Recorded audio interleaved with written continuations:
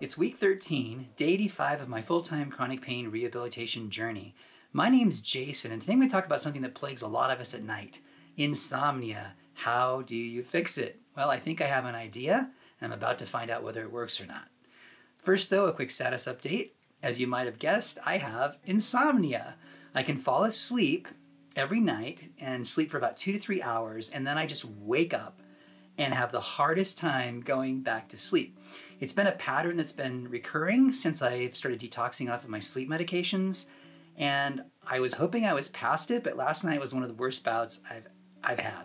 It was awful. And I think there are two reasons. I've mentioned one, which is I'm detoxing, but my mind was also preoccupied with the subject. I don't want to go into a lot of detail here about it, but I know that I've changed, especially since last November. But it's been an ongoing thing. I've been changing. And my relationship to my religion hasn't changed with me. And so I feel like something has to give. I have to do something differently and make a change. But I'm perplexed about what to do, how to do it, when to do it, and I just haven't figured it out yet. And so it's keeping me up. Now for today's tip. When you're tired, do it anyway. Blessings might await. I only had 3 hours of sleep, but I got up. It was really hard this time. And I went to the gym and did all the stuff I was supposed to and the recovery center. And so I checked all my boxes today, and I had some amazing experiences. Usually when I go to the gym, when I talk to somebody, it's like, hey buddy, are you done with the machine yet? Something nicer than that actually, but that's about the extent of the dialogue. And every once in a while I'll have kind of a groundbreaking conversation with someone. And I had 3 of them today, which was very unusual. And I also noticed this pattern last time. I mentioned a couple days ago that I was going to go home after going to the physical therapist. And instead I went and actually worked out with my trainer. And he shared this really personal, intimate story about how something I had done had helped him. And if I hadn't been there, I wouldn't have had that experience. And today was just like that, but even like more profound. I had 3 such experiences in a single day. It kind of reminds me of like when I go to church and I don't feel like it, and then there's like an amazing talk or something, and I realize if I hadn't come, I would have missed out on that. That happened to me 3 times today. So the first one was this nice old lady with a cane came up, and she just started talking to me while I was working out, and she's like, "Do you live here? Every time I come, no matter what time of day, you're here." And I said, "No, I'm just trying to rehab a spinal injury, blah, blah, blah." And I told her what I was doing, and she shared her story, and I shared some tips with her. We just kind of had this back and forth dialogue, which is really nice. And then at the end, she said that I inspired her, which I thought was meaningful for me, right? I need that kind of, especially on a day like this when I'm dead tired, I just need that kind of reinforcement to validate what I'm doing. The next was a guy in the sauna. I was just stretching, minding my own business, and sweating like a pig. And he happened to pipe up and says, "Hey, I couldn't do half of what you're doing." And a little bit later, he told me that I looked fabulous. And I'm like, well, thank you, because I have noticed changes in my body, but it's nice to get that external validation that I'm actually changing and people can see it.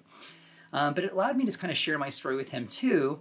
And I probed him with some, gentle questions about why he thought he couldn't do it. Did he have injuries, that kind of thing. And I was just able to kind of, give him again some tips and inspire him with the fact that, I've got scars all over my back. I've had surgeries, like there's scar tissue back there, and I still have an injury that hurts. And if I can do these stretches, chances are he can too. All right, for the final interaction, this one was the most profound, I think, because I literally spent an hour just dialoguing with the technician at the recovery center. We've been building a relationship up, but he's never opened up to me like he did today. And he went through a lot of really personal history. I'm not going to go into it because it's too personal. It's just way too personal. But it allowed me to be really, really personal back. And he started telling me about how he had to kind of redefine his relationship to his religion, which is exactly the subject I was perplexed about last night. And part of the reason I couldn't go to sleep. And so I'm like, is this for reals? Like, it's so timely. Like, I needed this so bad. And here's somebody talking to me about how they do it. And his approach, I'm not going to go into detail, isn't the one I'm going to take. But it's interesting that he just presented it to me as an option. It's like, you could do this. And it actually is almost viable to me, what he's done. I think it's a good accommodation, but I need to make a slight, maybe not so slight tweak to it. Can I talk today? A not so slight tweak to it. But it gave me kind of a foundation to build on and provided at least one path forward that I could consider as I'm crafting my own. I thought that was a great blessing. So all three of these were blessings to me because they validated my experience. It was important that I went to the gym today. I got feedback that it was, and I helped some people, and my mind was quieted a little bit. It was fantastic.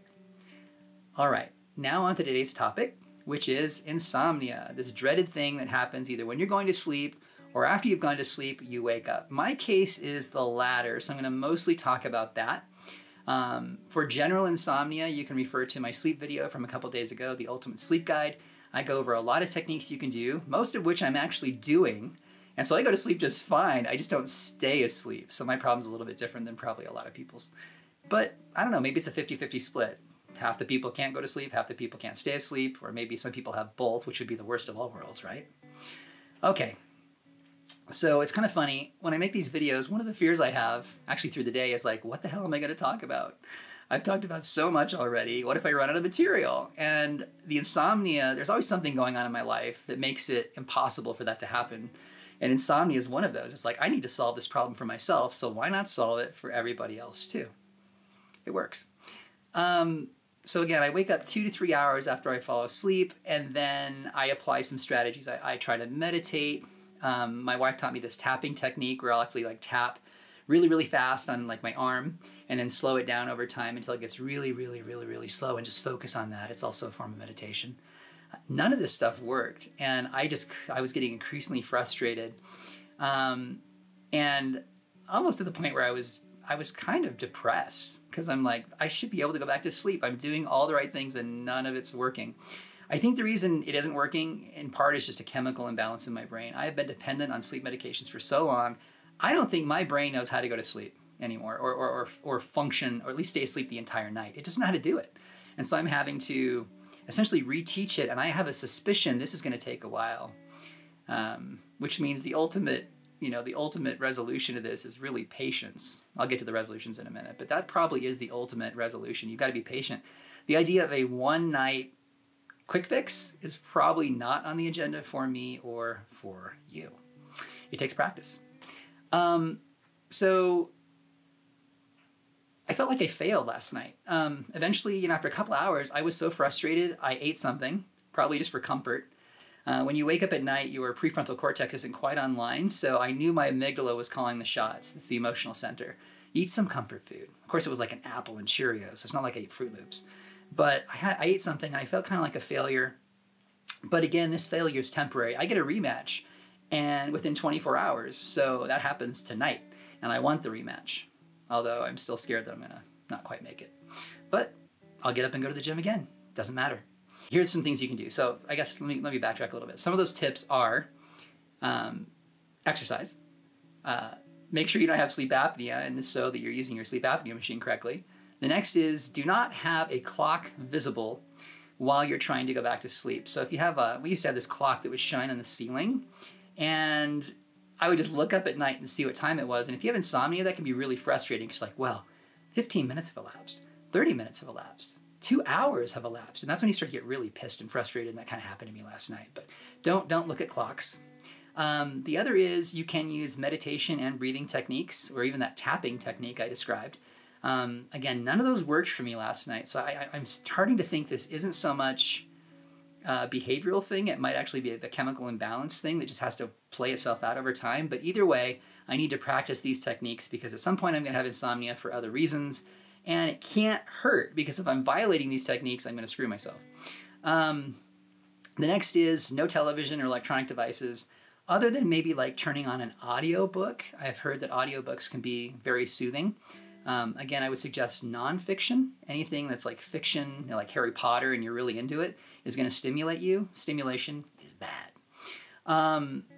And just as a general guideline, your brain loves to associate things, which means make connections. And so if you, for example, stay in bed when you're frustrated for more than like 15 minutes, you can start to associate your bed not with sleeping, but with frustrated sleeping. And so they recommend getting up after about 15 minutes of not sleeping well and going and doing some of the techniques like I talked about, meditation, whatever.